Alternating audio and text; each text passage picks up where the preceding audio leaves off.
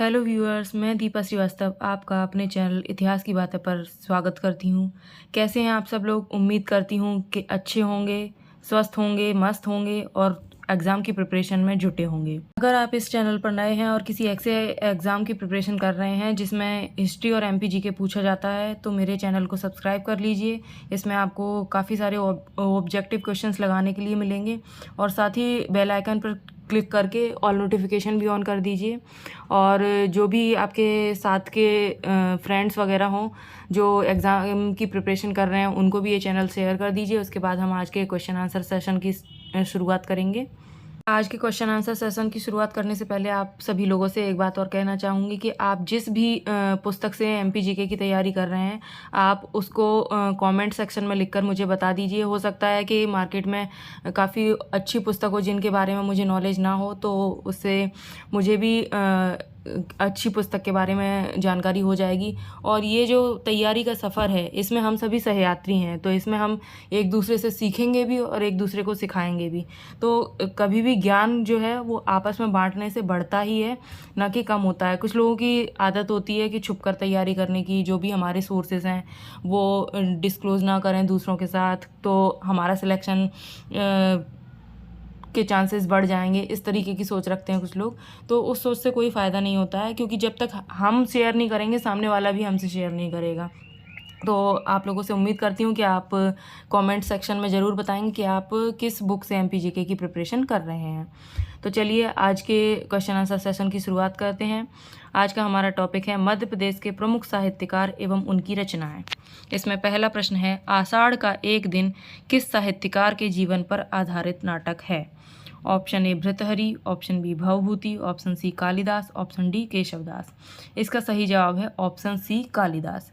ये जो नाटक है ये हिंदी के लेखक मोहन राकेश की रचना है। इसमें कालिदास के जीवन पर प्रकाश डाला गया है। कालिदास जो थे वो संस्कृत भाषा के कवि थे। इन्होंने 3 नाटक लिखे हैं, अभिज्ञान शाकुंतलम, विक्रमोर्वशीयम, मालविकाग्निमित्रम। 2 महाकाव्य लिखे हैं, रघुवंशम और कुमार संभव। 2 खंड काव्य लिखे हैं, मेघदूतम और ऋतुसंहारम। तो बढ़ते हैं अगले प्रश्न की ओर।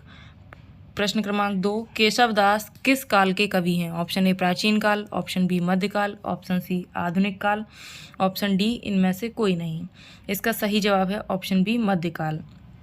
केशवदास जो हैं वो मध्यकाल के कवि हैं। इनकी जो प्रमुख रचनाएं हैं वो हैं रसिक प्रिया, कवि प्रिया, ये दोनों ही मुक्तव काव्य हैं। उसके अलावा छंदमाला, रामचंद्रिका, वीर सिंह देव चरित, रतन बावनी, विज्ञान गीत, जहांगीर जस चंद्रिका, ये सभी इनके प्रमुख ग्रंथ हैं। और इनका जो विज्ञान गीत है वो आध्यात्मिक विषय पर आधारित रचना है। इनको हृदयहीन कवि या कठिन काव्य का प्रेत भी कहा जाता है। अगला है प्रश्न क्रमांक 3, चंडी शतक निम्न में से किसकी रचना है?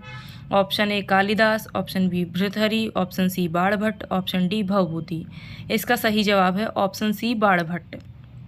ये जो बाणभट्ट थे वो हर्ष के दरबारी कवि थे। इनकी जो फेमस रचनाएं हैं वो हर्षचरित और कादम्बरी। अगला है प्रश्न क्रमांक 4, संस्कृत साहित्य में किस साहित्यकार की तुलना मिल्टन से की जाती है? Option A Bhartrihari, option B Bhavabhuti, option C Bhushan, option D Bhawani Prasad Mishra. इसका सही जवाब है ऑप्शन बी भवभूति। ये जो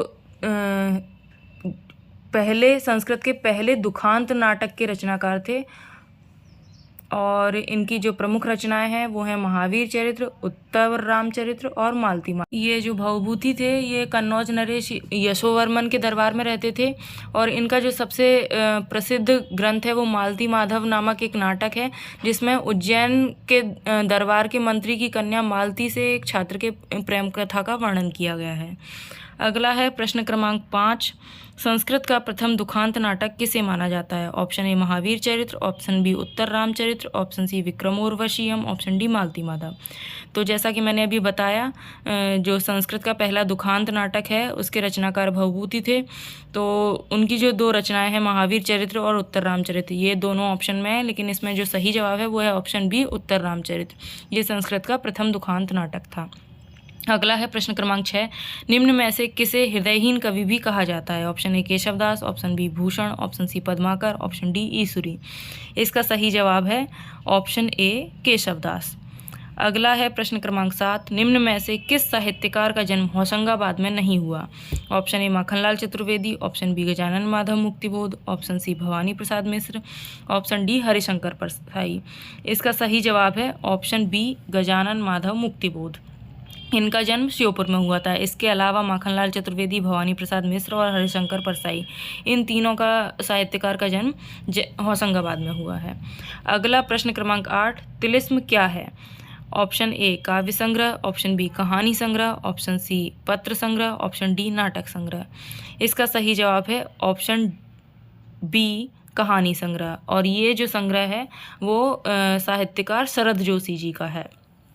अगला है प्रश्न क्रमांक 9, मिट्टी की बारात के लिए निम्न में से किसे साहित्य अकादमी पुरस्कार दिया गया? Option A Sharad Joshi, option B Shivmangal Singh Suman, option C Bhavani Prasad Mishra, option D Mulla Ramuzi. इसका सही जवाब है ऑप्शन बी शिवमंगल सिंह सुमन। ये मिट्टी की बारात शिवमंगल सिंह सुमन जी की रचना है, जिसके लिए उन्हें साहित्य अकादमी पुरस्कार प्रदान किया गया था। अगला है प्रश्न क्रमांक 10, वसुधा पत्रिका का संपादन निम्न में से किस कवि ने किया? Option A Subhadra Kumari Chauhan, option B Makhanlal Chaturvedi, option C Harishankar Parsai, option D Gajanan Madhav Muktibodh. इसका सही जवाब है ऑप्शन सी हरिशंकर परसाई। अगला है प्रश्न क्रमांक 11, साए में धूप निम्न में से किसकी रचना है? Option A Atal Bihari Vajpayee, option B Girija Kumar Mathur, option C Dushyant Kumar, option D Balkrishna Sharma Naveen. इसका सही जवाब है ऑप्शन सी दुष्यंत कुमार। अगला है प्रश्न क्रमांक 12, साहित्य के वनांचल का केसरी निम्न में से किसे कहा जाता है? Option A Padmakar, option B Banabhatta, option C Sharad Joshi, option D Isuri. इसका सही जवाब है ऑप्शन बी बाणभट्ट। साहित्य के वनांचल का केसरी ये उपाधि बाणभट्ट को दी गई है।